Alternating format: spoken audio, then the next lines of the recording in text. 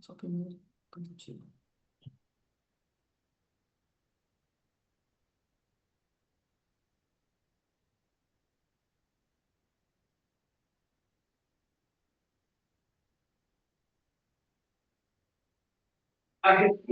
Recording in progress.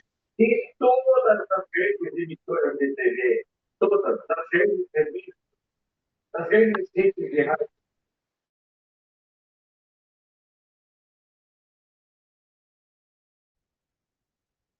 estão do outro dessa pessoa. Primeiro, a partir do princípio simples, essas pessoas têm Ive, pode passar o vídeo. são ativistas, elas são militantes. Eu participei entre 85, 86 e 87 a ocupação das relações por ativistas.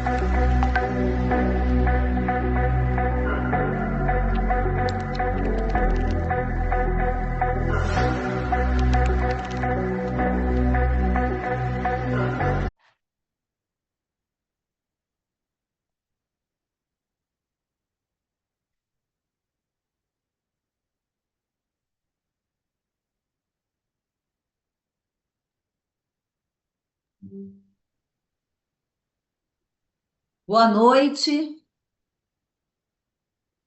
Boa noite a todos. É um enorme prazer estar aqui hoje com vocês para falar desse assunto, que é um assunto que realmente me encanta. A mim, e eu acredito hoje que muitas pessoas no mundo. Há muitos anos atrás, eu acredito que há uns 15 anos atrás, eu falei com a Maria Paula sobre PRP. E ela, na época, já usava o PRP, porque o marido dela usava na parte de odontológica. E naquela época ela já usava, ela começou a usar, ela veio com conhecimentos de fora, e a gente começou a discutir o assunto, e naquela época eu comecei a estudar um pouco essa parte de PRP, e fui uma grande entusiasta de PRP no Brasil. Obviamente, também quando a gente inova ou traz conhecimentos novos, a gente também leva é, muitas críticas, né? Então, eu acho que eu também levei muitas críticas por isso, mas eu sempre acreditei, e a Maria Paula também, que a regeneração era o futuro e que, sim, de uma forma natural, de uma forma segura, do ser humano para o ser humano, de uma forma inteligente, você podia trazer, sim, saúde e beleza ao mesmo tempo através de regeneração. E não só para beleza, mas também na cicatrização, nas doenças inflamatórias e muito mais. Então, assim, nós, baseado em todos esses anos de experiência, eu e Maria Paula, a gente reuniu as nossas experiências, os nossos conhecimentos, e a gente resolveu deixar que as pessoas que gostassem desse assunto, que elas se unissem em prol da ciência, na regeneração. Então, a regeneração com ciência é evolução. Logicamente que regeneração sem ciência não faz sentido. Mas a gente precisa, sim, sempre, sempre espalhar a ciência. E foi nesse contexto que eu e ela montamos um pequeno grupo de WhatsApp e a gente foi colocando discussões, colocando artigos, e esse grupo foi crescendo. Hoje o nosso grupo é um grande grupo e é um grupo que eu quero que fomente cada vez mais discussões, artigos científicos, que a gente possa trocar conhecimentos, trocar experiências e trocar dúvidas, trocar dores. Porque eu acho que nós médicos também temos dores semelhantes. E eu acho que a gente só cresce quando a gente divide essas dores. Então é isso, eu acho que o nosso objetivo é o mesmo, oferecer para o nosso paciente o que tem de melhor no mundo. E é esse o nosso objetivo. Então, hoje, acho que é um dia especial para nós, porque a gente tem um convidado de honra, um convidado especial, um amigo querido, que eu quero que a Maria Paula apresente ele e conte um pouquinho da história dela com ele também. Maria Paula, é com você. E mais uma vez, obrigada a vocês todos pela confiança de vocês estarem aqui conosco e confiarem na nossa seriedade num assunto tão delicado como esse. Muito obrigada. Boa noite, gente. É um prazer estar aqui com vocês para a gente abrir, fazer essa abertura desse curso que a gente está planejando há tanto tempo, como a doutora Luciana falou. Nós somos somos entusiastas da regeneração celular há tanto tempo e a gente quis colocar isso na prática para poder também compartilhar esse conhecimento com todos os médicos aqui no Brasil, no mundo. E uma grande inspiração para nós foi o Dr. Chino Bey, com seus artigos maravilhosos sobre regeneração celular que me encantam, que a gente compartilha aqui no nosso grupo, no Regenerando, nosso grupo de WhatsApp. A gente já colocou essa semana vários artigos do Dr. Chino falando sobre regeneração. E ele tem um curso nos Estados Unidos, que é o Gênesis, que ele inclusive vai convidar vocês para participar, para a gente poder ir nesse curso que ele faz, falando sobre tudo sobre medicina regenerativa, exossomos, PDRN, células-tronco. Então, eu falo que um mundo muito aberto. Agora eu quero introduzir o Dr. Chino. Então, good night, Dr. Chino. It's a pleasure to welcome Dr. Chino Bey here at Regenerando.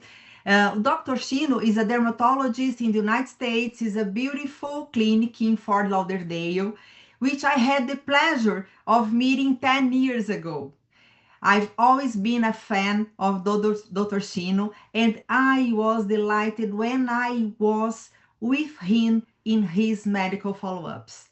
He has a unique look at his patients, always wanting to deliver the best results. So he thought something more in regenerative medicine. Author of several scientific articles and internationally recognized for his extremely didactic classes, Dr. Chino now has a course about cell regeneration in several American cities, Genesis, and today he prepared a special class for the Brazilian doctors of the regeneration group. Welcome, Dr. Chino. It's a great honor to have you here with us. Thank you so much. The stage is yours. Thank you so much. Share your screen. Thank you so much. It's so great to see. I see a lot of my friends here, and names and faces, and it's always such a wonderful experience to be able to be a part of this movement, which is bioregenerative aesthetic medicine, and also introducing the concept of functional aesthetic medicine, which is something that we'll be discussing a little bit later. You guys can see my screen well? Yes? Yes? Okay, perfect. So I have a lot to cover, and I definitely want to make sure that I want you to all know that part of my success in the world aesthetics is because of my work with polylactic acid. And I would not be as successful, or polylactic acid would not be as successful without all the support that I have from all the dermatologists and doctors from Brazil.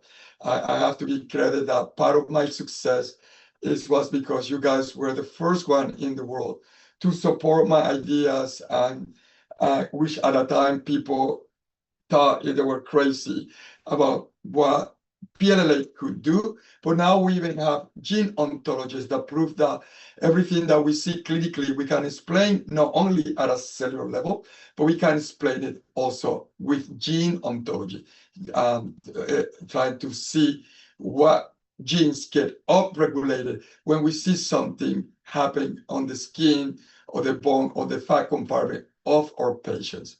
So let's talk about a little bit, because if we are going to be serious about regenerative medicine, we cannot forget where all started and how it started and what happened in between regenerative medicine and making all patients only appear younger with injectable fillers of the hyaluronic acid type.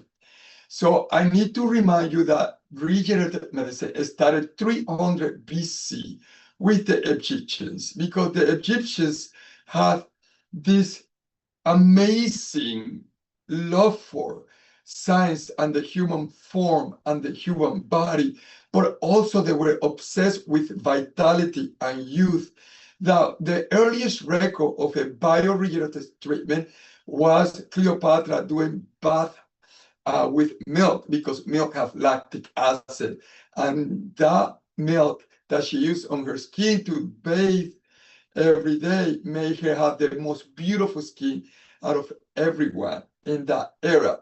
We also saw in excavation things like this, where the Egyptians trying to help regenerate tissue with artifact prostheses like we see here.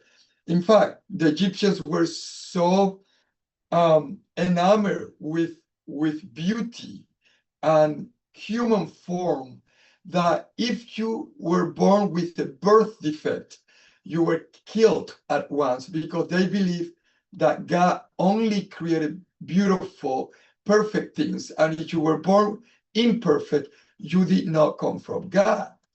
We also move forward to 600 BC with Maharishi Shushruta, the father of surgery. And for all of us that are dermatologists here on this call, you know that to this day, we use this technique by Dr. Shushruta, which is the frontal flap, to help patients that lose their nose during Mohs surgery or trying to get rid of skin cancer. And moving forward on the 1500 with Gaspare Tagliacozzi. Gaspare Tagliacozzi had also a technique to help repair the nose. For during this time, a lot of women that were prostitutes, and if they got syphilis, they would sometimes lose their nose or have infections of the nose where they have to mutilate the nose. And his technique was a little bit more difficult than the one by Dr. Shushruta. What he would do, he would sew the nose to the arm and the skin of the arm, and that patient would walk like that for 3 months. Imagine how difficult it was to eat and do other things when your nose is sewed to the skin of your arm. But you could see that the technique was effective in reconstructing these noses that were lost due to mutilation of the disease. Then in the 19th century, on the 1800s, doctors of that era, they saw the need for skin grafting, fat grafting, but the techniques were really the way it is now. Imagine that it is difficult to fat graft on the face. You have to really overstuff the patient, because we know that if you do fat grafting, 30 to 50% of the fat will die. So during this time, they weren't successful. Skin grafting and fat grafting, it was on its infancy. They saw the need, they tried hard, but they were not always successful doing these techniques in the 19th century. But it wasn't until World War I, where many doctors, out of necessity for patients that were injured in combat, that they get mutilated on the arms, the legs, or deformed on the face by artillery and bombs and getting shot on the face, that doctors all over Europe, they were trying and experimenting skin grafting, fat grafting, a prosthesis in order to give these poor souls a better life. And one of those were Hippolyte Morestin in the 1800s. You could see that this is his work, and you could see that it will give, using tissue grafting and prosthesis, people that were injured in combat have a better chance for a normal life. The problem with Dr. Morestin is that he was a little bit bipolar. You never knew he was going to be nice or he was going to be mean. So that's why a lot of people don't hear about Dr. Morestin, but they do hear about Dr. Sir Harold Gillis. He learned his techniques from Dr. Morestin, and his best work was Walter Gillios' new face after the graft that he did in the 1970s. So 1970, this gentleman, Walter Gillios, his face was blown up during combat, and Sir Harold Gillis really helped him. Different personality than Morestin. He was a prankster, a joker, happy-go-lucky, very nice guy, and that's why you get to hear about him. So these are the key milestones in regenerative medicine. The first successful organ was transplanted in 1954, and the discovery of the embryonic stem cells in 1998. And in 2006, we have the development of induced pluripotent stem cells, what you understand or may know as Yamanaka factors. And I put it on a timeline because this is a timeline as it pertains to us that do aesthetics. In 1981, when they isolated the first embryonic stem cells, it was the launch of Cyderm Cyplus, which was our first injectable. It was made out of bovine collagen that we have to do a patch test in order to see if the patient will be a candidate. And it was just created to fill lines and the nasolabial fold. In 2003, we had the introduction of Restylane as the first injectable fillers of hyaluronic acid. And in 2006, when they discovered the Yamanaka factors, the pluripotent stem cell, we had the introduction of Juvederm. And here, at this moment, at this very first time, we stop what has been going on since 300 years before Christ. Bioregenerative medicine stopped because we, smart people, got convinced that hyaluronic acid was the answer to anti-aging. And a lot of people believe that to this day. This is the same thing, but on a graph like, but I call this transhumanism in aesthetic medicine, where we, very smart people, doctors, plastic surgeons, dermatologists, never question it. And we start using a lot of it.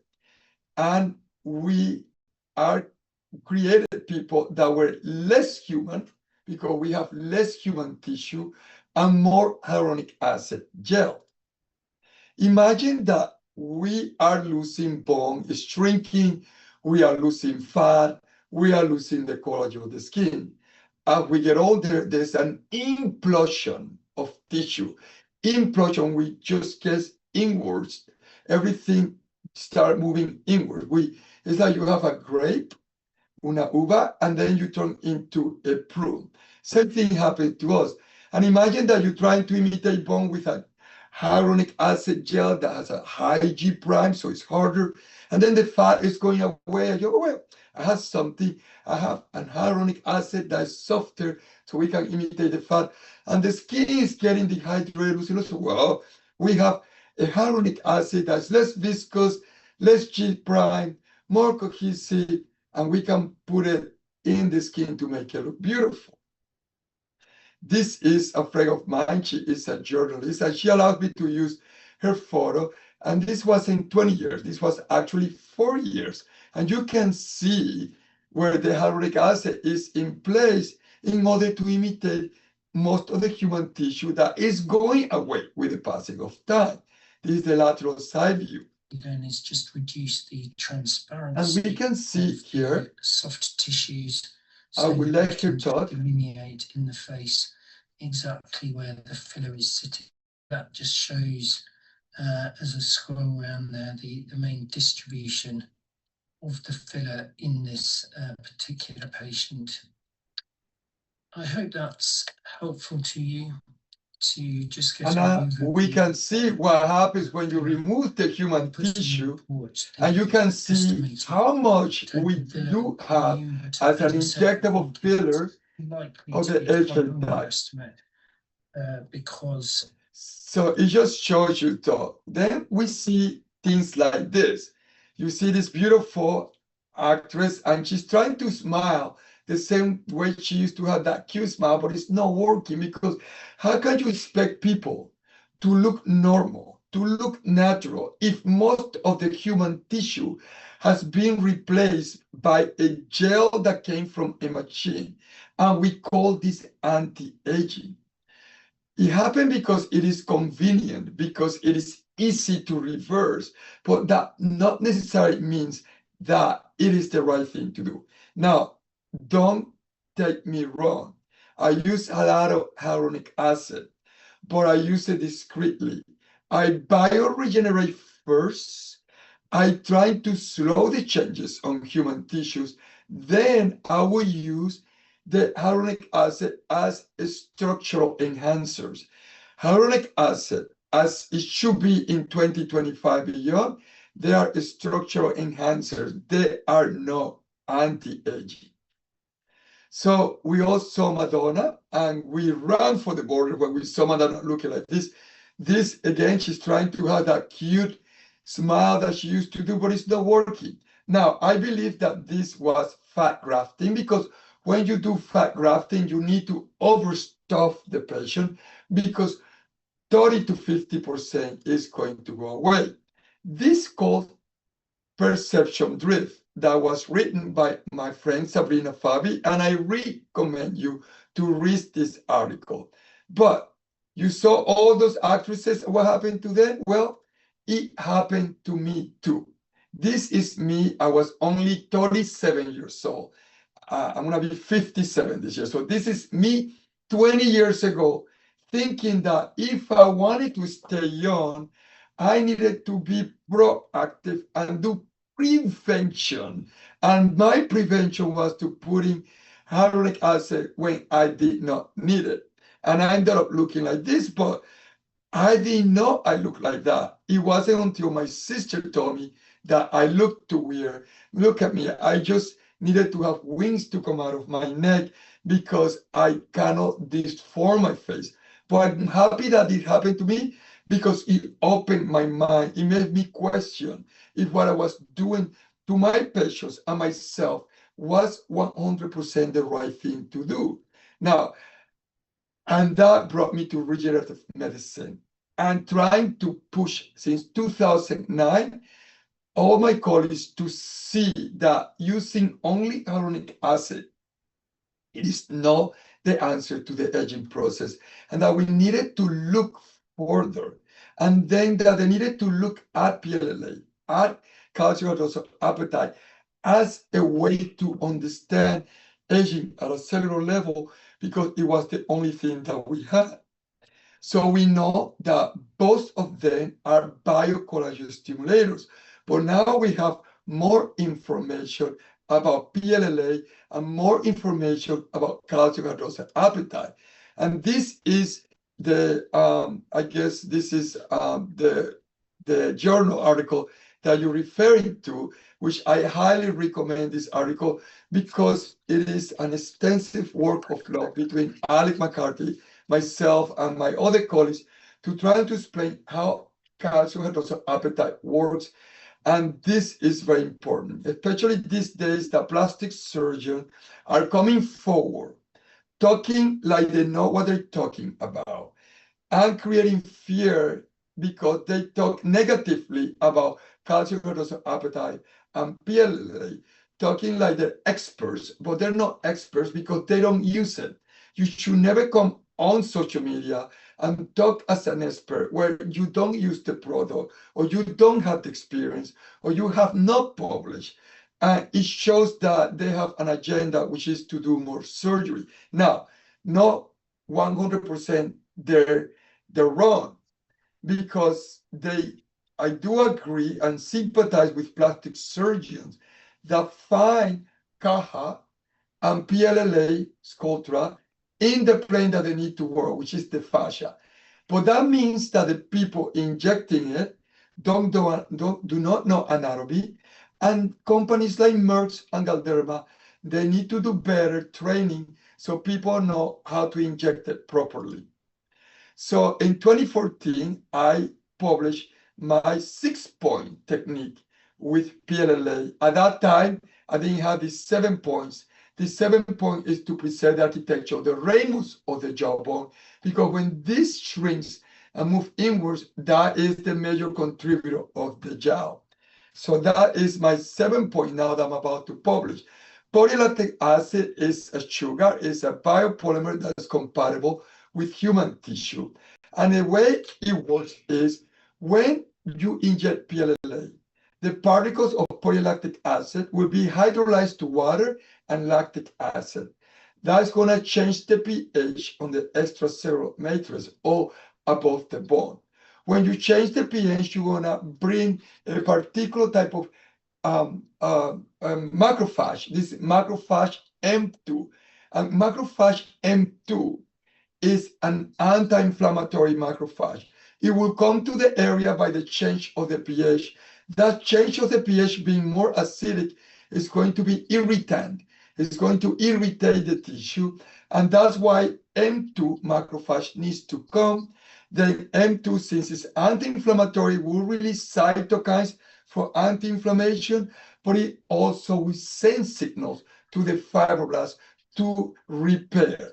And the fibroblasts then lay down collagen, elastic fibers, increase angiogenesis, and protoglycans. So this is my work, supraperiosteal. So I like PLLA, not on label on the skin.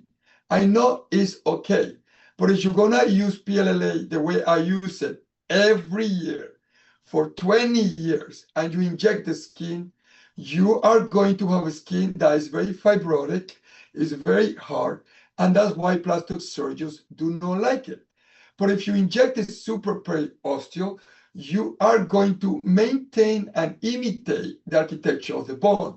You are going to slow down these changes of bone loss, bone remodeling, having your patients look 50 to 20 years younger than chronological age. For example, a 75-year-old male, this is before PLLA, sculpture on the bone. This is after 1 session. This is after 2 sessions. This is a photo 16 weeks after. You can see that the skin looks tighter because it fits better. Another patient, 72 years old. This is before PLLA. This is 8 weeks later with 2 vials of PLLA. Look at the quality of the skin. I inject supraperiosteal. I don't inject the skin, yet the skin gets better. Why? Because our cells are conscious entity. The cells communicate with each other like the World Wide Web. You don't need to inject the skin all the time to have beautiful changes on the skin because our cells talk to each other. This is another patient that lost 300 pounds. This is before, and then this is after 2 sessions, 16 weeks later. So if you're going to use PLLA in your practice, try to keep in mind that the power of PLLA is not to inject the skin and make it beautiful. It will do that. But the power of PLLA is to preserve the architecture of the periosteum and also induce fat formation, because PLLA with gene ontology can also stimulate fat formation. So PLLA is morphogenic. You guys should know this better because you're the one who started the PLLA for butt enhancement.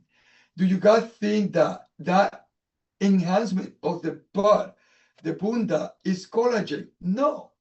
Fat cells can only know how to make fat.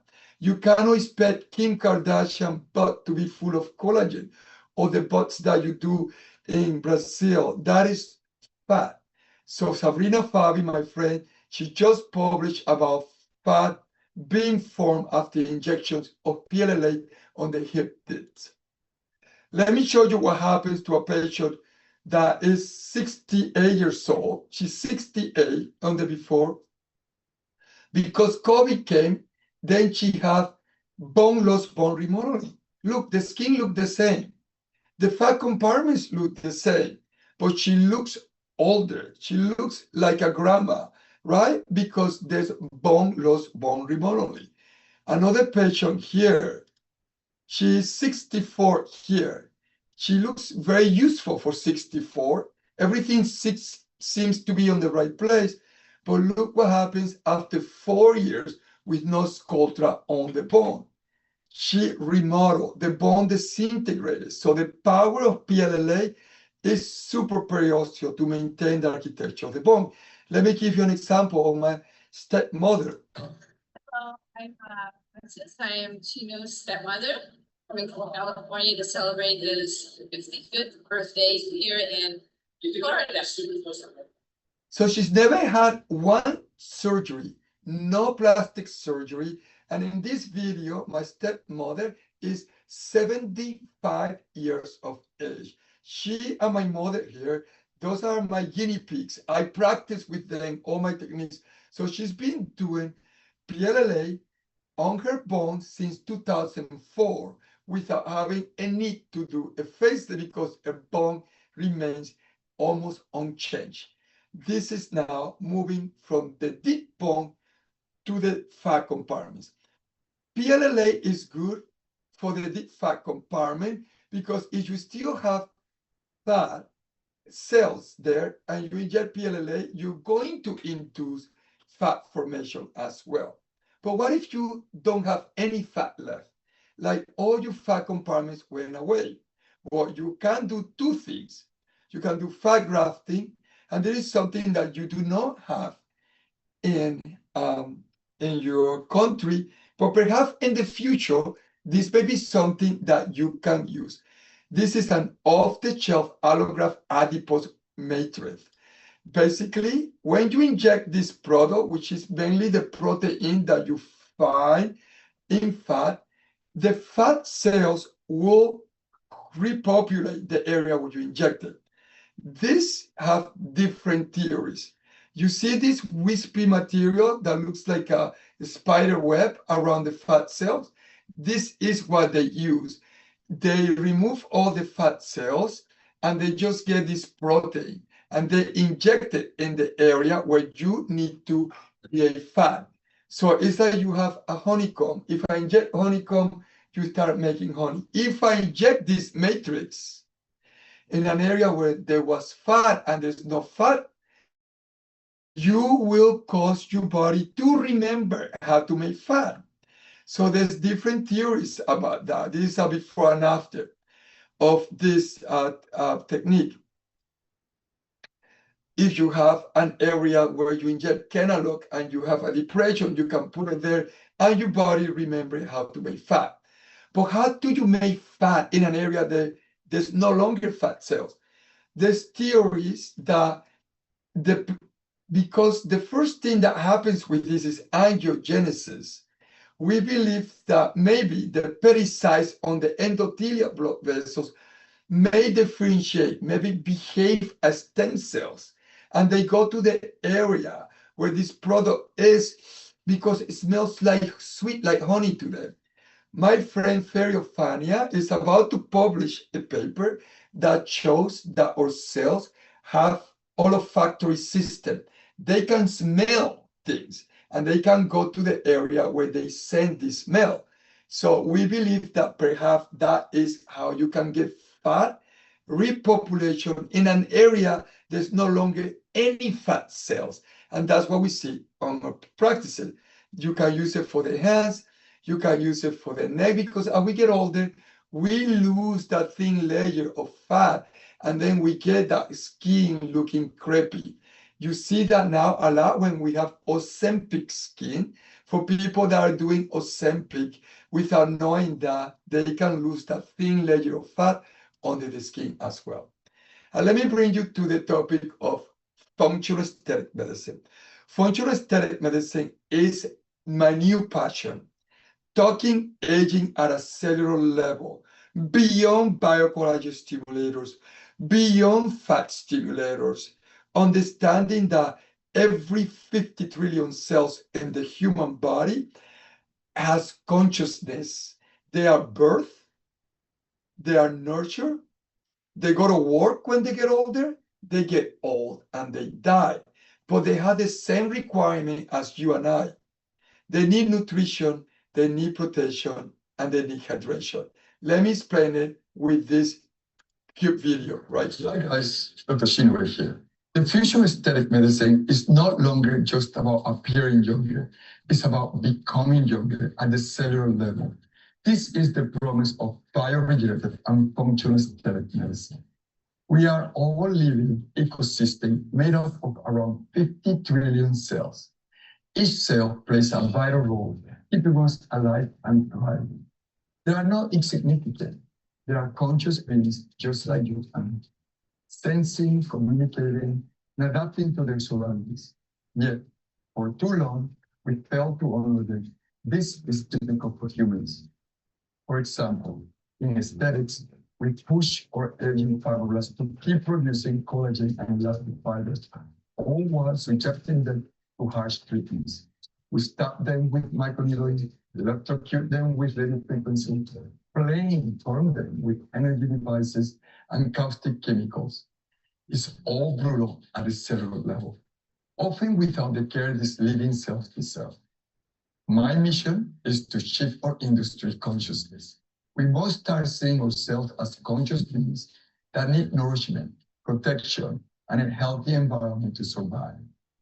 Welcome to the new era of functional aesthetic medicine, where we honor ourselves and provide them with what they need to truly thrive. So that is the concept of functional aesthetic, because cellular health is the foundation of visual beauty. We all need to understand that true beauty originates at a cellular level, and that the skin has this homeostasis and mechanism for proper gene expression and functioning. Cells like fibroblasts, keratinocytes, melanocytes, they all need the same thing that you and I need to thrive. Nutrition via minerals, coenzymes, vitamins, cofactors. They need to have optimal nutrition, hydration, and protection for them in order to thrive. So we are gonna go from fillers to function. The paradigm has shifted. Traditional fillers are only masking aging if we think that this is the only thing we can do to make our patients stay younger. And you can achieve that for a finite period of time. I have nothing against fillers. I use a lot of it. I use it on my 20, 30 years old. But if you are losing tissue, if you're losing fat, if you're losing bone, if you're losing collagen, elastic fiber, and the molecules for the integrity of the extracellular matrix, and you are replacing it with a synthetic gel that came from a machine, you are not practicing medicine. You are an artist, you do good work, but function first medicine rejuvenates without distortion. And the functional aesthetic medicine, it was a tricky way for me to bring this orthomolecular medicine back to medicine, because orthomolecular medicine had a negative connotation against of peers back in the 1960s. This was coined by Linus Pauling, a two-time Nobel Prize winner, that coined the term orthomolecular medicine. And what he said during that time, that food is medicine, that what we eat can make us thrive and can make us sick and can kill us. This day and tonight, I don't need to convince you. We know that we extract important molecules, whether it's vitamins, minerals, cofactors, amino acids, or enzymes out of food. We need proper nutrition in order to thrive. But back then, if you don't have a peer-reviewed paper, if you don't see it in a journal or in a chapter of a book, you do not believe. I call this academic arrogance.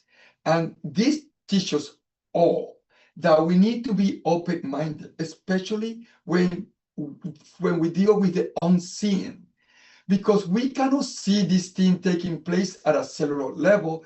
This does not mean that they are not happening and they do not exist.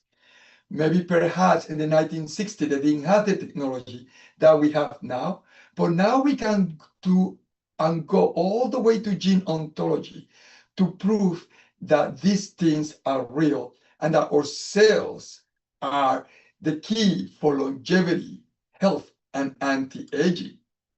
I always like to be the voice of those who have no voice. And tonight, I'm going to be the voice of the fibroblasts. Fibroblasts are these wonderful cells on our skin that do wonderful things for the integrity of the skin and other functions. But just like you and I, our fibroblasts also age. They can live 70 to 80 years of age. And the environment becomes very harsh as we get older. As we get older, the extracellular matrix start getting broken down. Solar elastic fragments from collagen, elastic fibers. We have reactive oxygen species. We have inflammatory chemokines. We have oncostatic. Everything around the fibroblast looks brutal.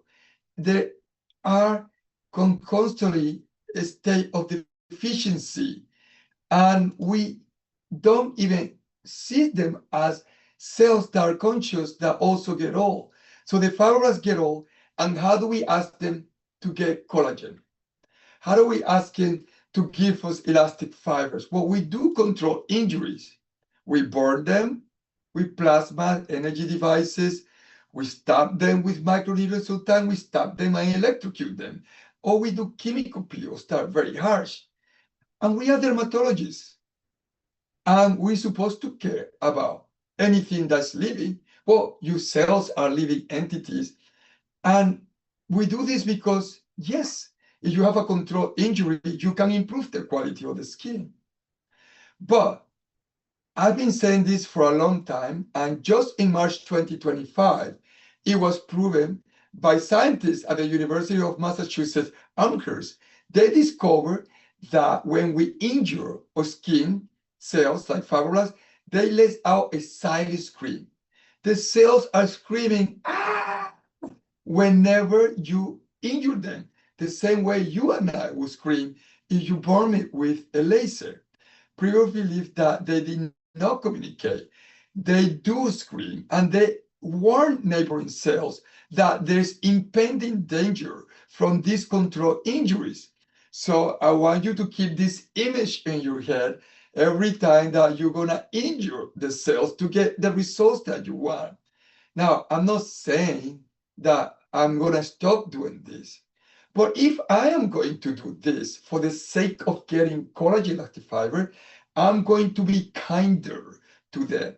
I am going to give them nutrition, protection, and hydration.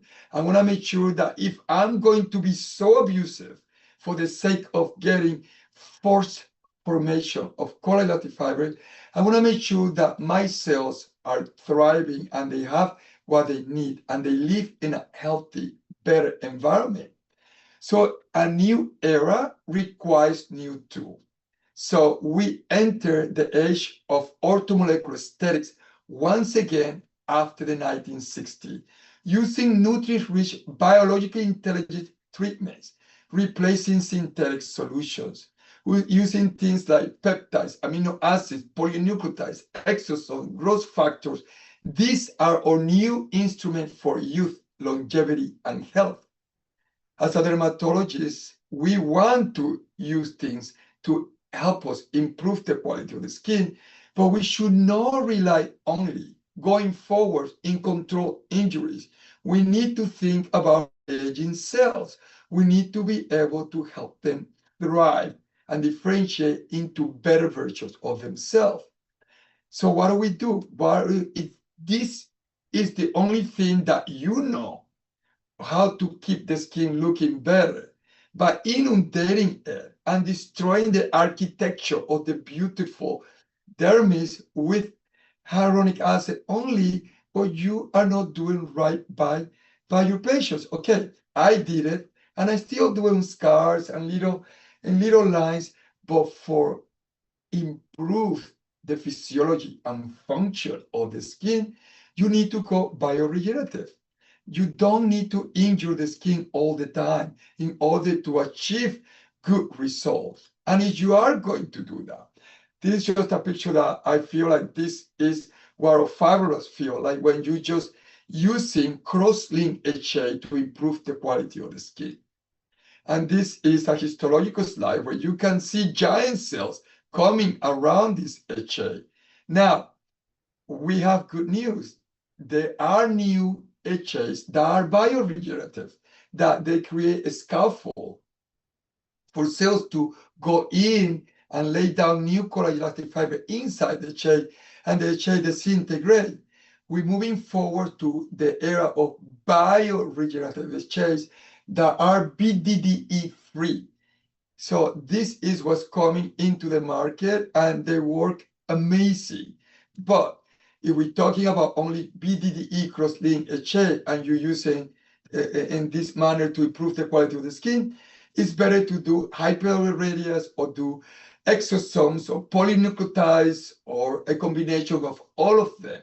And if you're gonna injure the cell, then you need to deliver them with hyaluronic acid formulation that also have all the nutrition that they need. I published this other paper that was tricky to publish because we didn't have NCTF in the United States, and nobody wanted to publish this paper with me.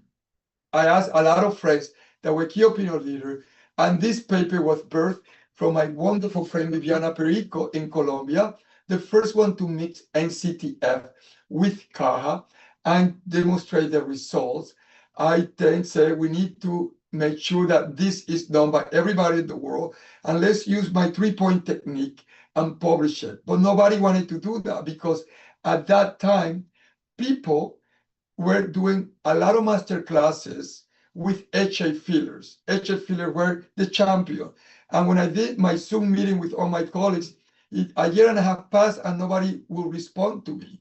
So my friend Elena Teos in Greece, she did all the study, and we were able to publish, and we got the cover of this article, and this changed everything forever, the way we see the aging process at a cellular level in terms of orthomolecular medicine, and knowing that if we give our aging cells the nutrition, the protection, and hydration, the results will get amplified. So this is NCTF with CAHA, 1-to-1, using the 3-point technique. And you can see here that we mix 1-to-1 NCTF with CAHA, and then we injected it using my 3 points technique. And we measure at 3 weeks and at 6 weeks. So using an ultrasound to measure the thickness of the subcutis and the dermis, we were able to see that the dermis at 3 weeks was 46% thicker and about 65% thicker at 6 weeks. So we saw results faster. We saw amplification results faster than anything else, including CAHA with selling and CAHA with PRP. But we weren't prepared for this other type of positive results that we saw. We saw improvement on the jawlines, on wrinkles, on the infraorbital hollowness, on pigmentation, on rosacea, marionette lines, only using 1 syringe of CAHA. Everything got amplified because remember, if you are older, your gut cells are older. So you could be eating well, but your cells are not assimilating the nutrition well. So that's why as you get older, you need to supplement.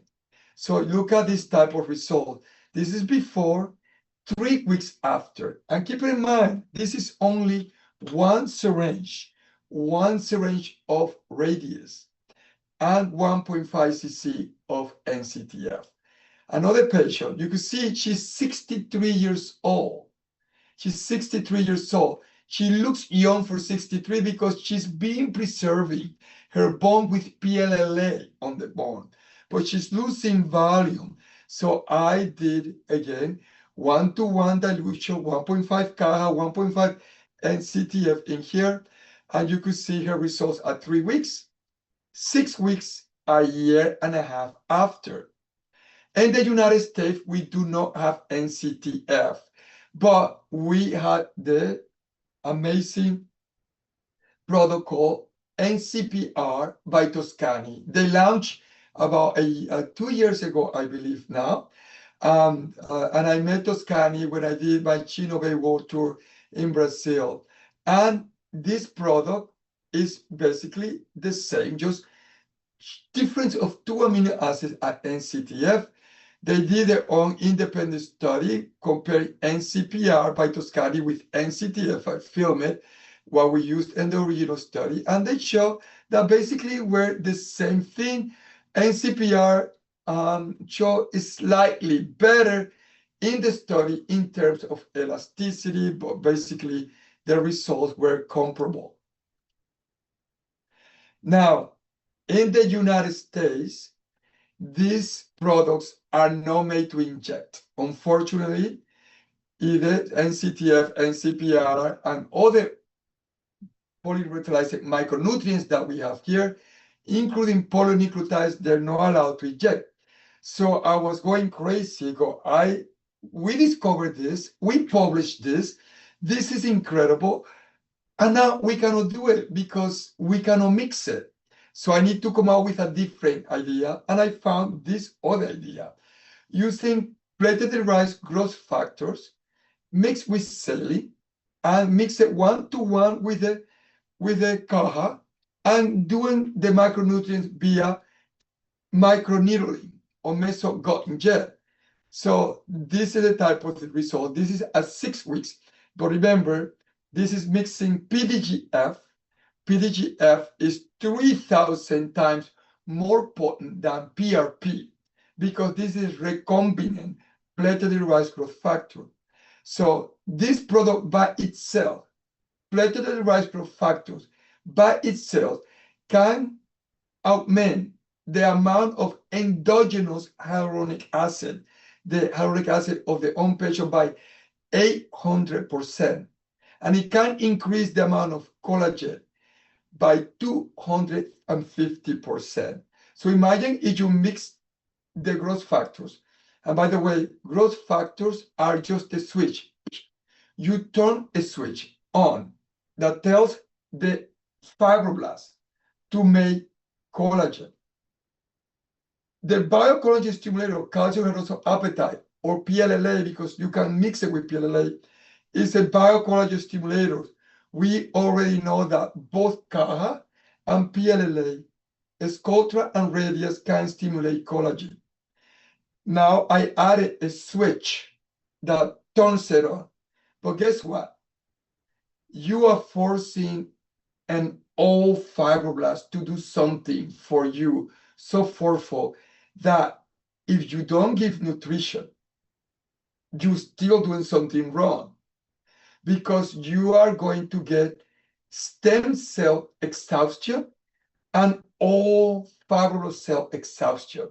So you're going to get good skin, but they're still gonna get old at the end because you're gonna force these old fibroblasts into senescence. You're gonna get burned down stem cells because you're forcing. Do you know that even when you use Retin-A and you put it on the skin, you still that it works, they have beautiful skin, but then at the end, with the passing of time, the skin still gets old. Why? Because you're using Retin-A and you're forcing old cells to perform, but you're not giving them nutrition, protection, and hydration. So this is the important things about using NCTF, NCPR. You can not continue the way you're practicing. I hope after this lecture, you cannot injure the cells without prep them with the nutrition. Or you can give the nutrition after, but you need to make sure that they those old fibroblasts get the vigor that they deserve. My friend Ferio Fania for filming, she's gonna publish this. That she has studies where it shows fibroblasts of a 56-year-old person, and then they gave 3 treatments of NCTF, and they checked the fibroblasts. They look younger than a 23-year-old. So if you give a cell that is old, that you never bother to give the nutrition that they need, they will differentiate into younger, stronger fibroblasts, and they're going to perform better. We need to be kinder. We need to think at a cellular level. Look at this. This is 6 weeks mixing PDGF with CAHA. This is the legal way that I can do in the United States. And then I microneedle NCPI by Toscani. You could see beautiful improvement in the volume and the quality of skin only using 1 syringe of radius. Look at the skin retraction. Look at the jaw getting better. Look at the useful look only with 1 syringe. This is true rejuvenation. Look at on this. Look how much volume she got out of only 1 syringe. Why? Because the fibroblasts differentiate into strong, vigorous, muito forte fibroblasts because you gave them something to eat before or during the procedure. And there's another, we haven't published this. This is a 1:4 dilution. 1:4 dilution, which means 1.5 of radius, and you can use 6 cc of NCPR or 6 cc of NCTF if you are able to inject it in your country. In my country, we cannot inject it, so I mix PDGF with the radius, and then I added the nutrition via microneedling. It still works. After we publish this, then we have other colleagues of mine getting excited all over the world, and they did their own study with PLLA and NCTF, like my friend Alessio Radelli here. And then this paper that also was inspired, we know that fat is nutrient rich. We have a lot of nutrition on that fat. That's why when women that are doing Ozempic, they do it too much, they lose the subcutaneous fat, they get Ozempic skin. Now, this technique is a little bit cumbersome because you need to get the fat first. And this is the work of Alessandro Gennai and Fabrizio, good friends of mine, which shows the same thing. If you give this nutrition that is from the liquid fat, that's what they do. They get fat and they just get the liquid fat. They mix it with the radius. What did they get? They got amplification of results because the liquid fat is rich in nutrition, in lipids, and stem cells too. So you could see that if you think of your cells, of your aging cells as conscious entity that need food, that need hydration, they're gonna respond better. So this is my new passion this year, to reintroduce orthomolecular medicine under the name of functional aesthetic medicine, but call it for what it is, orthomolecules that are important for our cells to thrive, whether you're using exosomes, the language of the cells, whether you're using polynucleotides for DNA repair, or you're using polyrevitalizing micronutrients for your cells to get vigorous by getting all the nutrition that they need in order to thrive. We call this a mesosynergy. Whether you're using it with Botox, pills, microneedling, medical devices, threads, including fillers, please, please, please, please, I hope that tonight you can see aging in a different way and that you think about cellular health, because we never think about ourselves until they mutate and they transform into cancer or you get a disease. So we need to make sure as aesthetic providers and dermatologists that in everything that we do in our practice, we see it at a cellular level because we can unlock the keys of successful anti-aging if we continue on this path. There's going to be a big push from pharma. There's already happening. There's going to be a big push for people that think that injectable fillers of the hyaluronic acid type is the answer for anti-aging. And they're going to be pushed because they want you to use more. And it's okay to use them, but you want to use it in a way that makes sense. Now, you are going to bioregenerate first, and then you're going to enhance with hyaluronic acid. And you can use hyaluronic acid all you want to use in younger patients, 20-year-old, early 30s, but you should be preserving bone at 50. You should be trying to maintain fat compartments starting 40s, and you should maintain the quality of the skin with mesotherapeutic agents rather than infiltrate the skin with highly cross-linked BDDE hyaluronic acid. So remember, if you always do what you always done, you will always get what you always gotten. So the time has come that all of us start doing things differently than the 1900s. Remember, we're on the year 2025. Thank you very much.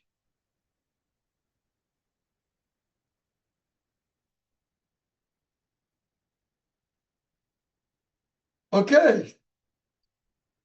That was it for Thank today. you, Dr. Sino, for amazing class. I love it, and I share with you your the regenerative medicine is very important in aesthetic procedures. Thank you. And Thank you. E queria falar agora, agradecer o Dr. Chino, agradecer todos vocês que estiveram aqui com a gente no Regenerando. Falar que esse curso Regenerando vai ser lançado no final de agosto, comecinho de setembro, no Body on Top, no Congresso de Estética do Body on Top. E falar aqui, o que a gente colocou agora, os médicos que estiveram aqui presentes e postarem que estiveram, a aula, se gostaram, postar no Instagram, marcar @regenerando.med, estarão participando de um sorteio da nossa primeira inscrição do curso Regenerando. Então, já brinca aqui, né, Dr. Chino, em português, para os colegas médicos postarem, podem tirar a foto, postar, falar se gostarem, falar o que vocês mais gostaram nessa aula e o que vocês querem saber também sobre regeneração celular, quais são as dúvidas, ou compartilhar nesse grupo o que vocês já fazem de sucesso na medicina regenerativa. Então, vamos encerrar essa aula. Coloquem aqui para nós, né, Maria Paula? Coloquem para nós o que vocês querem mais ver no nosso grupo também, no nosso grupo, no nosso Instagram. Se vocês querem saber mais sobre gordura, sobre PRP, sobre esse sinergismo todo que o Chino falou agora, toda essa. Então, coloque para a gente o que vocês precisam. Eu acho que a gente precisa realmente se unir para colocar as nossas dúvidas, as nossas queixas, as nossas dores todas. Então, nós estamos abertos para isso.